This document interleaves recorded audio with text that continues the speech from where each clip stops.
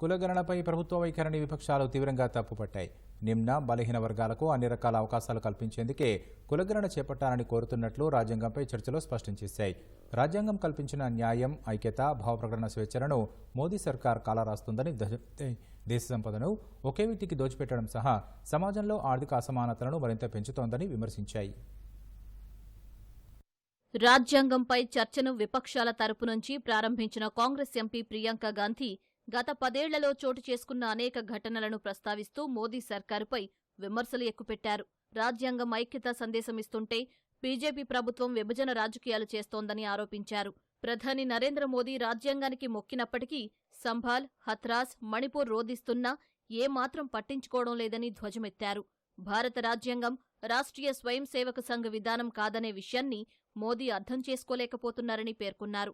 దేశంలో రిజర్వేషన్ల వ్యవస్థను బలహీనపరిచేందుకు మోదీ సర్కార్ అన్ని విధాలుగా ప్రయత్నిస్తోందన్న ఆమె లోక్సభ ఎన్నికల ఫలితాల ద్వారా ప్రజలు అందుకు అడ్డుకట్ట వేశారని స్పష్టం చేశారు. ప్రజలు కులగణనను కోరుకుంటున్నారన్న ప్రియాంక లోక్సభ ఎన్నికలకు ముందు ఈ అంశాన్ని మాట్లాడేందుకు కూడా మోదీ సర్కార్ ఇష్టపడలేదని, అనూహ్య ఫలితాలు రావడం వల్లే ఇప్పుడు మాట్లాడుతోందని వ్యాఖ్యానించారు.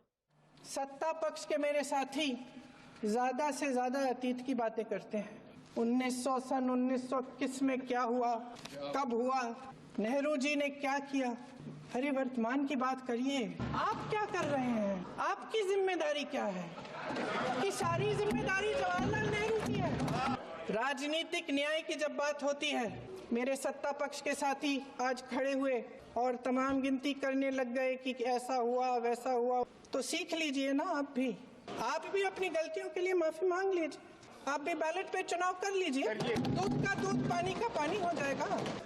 आप राजनीतिक न्याय की बात करते हैं, सरकारों को पैसों के बल पर गिरा देते हैं। प्रधानमंत्री जी यहाँ सदन में संविधान को की किताब को यूं माथे से लगाते हैं, लेकिन संभल में, हाथरस में, मणिपुर में जब न्याय की गुहार आती है, उठती है, तो उनके माथे पे शिकन तक नहीं आता। शायद समझ नहीं पाए हैं कि भारत का संविधान संघ का विधान नहीं है। దేశంలో మైనారిటీలు, ముస్లింలను ద్వితీయ శ్రేణి పౌరులుగా చిత్రీకరించేందుకు ప్రయత్నాలు జరుగుతున్నాయని సమాజ్వాదీ పార్టీ అధినేత అఖిలేష్ యాదవ్ ఆరోపించారు. తమకు అవకాశం లభిస్తే తప్పకుండా కులగణన చేస్తామని స్పష్టం చేశారు. దేశంలో దారిద్ర్య రేఖకు దిగువన ఉన్న ప్రజల తలసరి ఆదాయం ఎంతో గణాంకాలు బయటపెట్టాలని కేంద్ర ప్రభుత్వాన్ని డిమాండ్ చేశారు. माननीय मंत्री जी को सुन रहा था, जाति जनगणना कराना चाहे तो करा लें। हम लोग तो उस पक्ष के धर लोग हैं, अगर आप करा सकते हैं तो आप कराइए। नहीं अध्यक्ष महोदय, जब कभी भी हम लोगों को मौका मिलेगा तो जाति जनगणना कराने का काम हम लोग करेंगे। आउटसोर्सिंग और कॉन्ट्रैक्ट बेसिस पर थोड़ी बहुत नौकरियां जो दी जा रही हैं, उनमें दलितों और पिछड़ों का कोई आरक्षण नहीं है। केवल देश के 10% लोगों को ही ख्याल रख रहे हैं, बाकी 90% लोगों का आप ख्याल नहीं रख पा रहे हैं।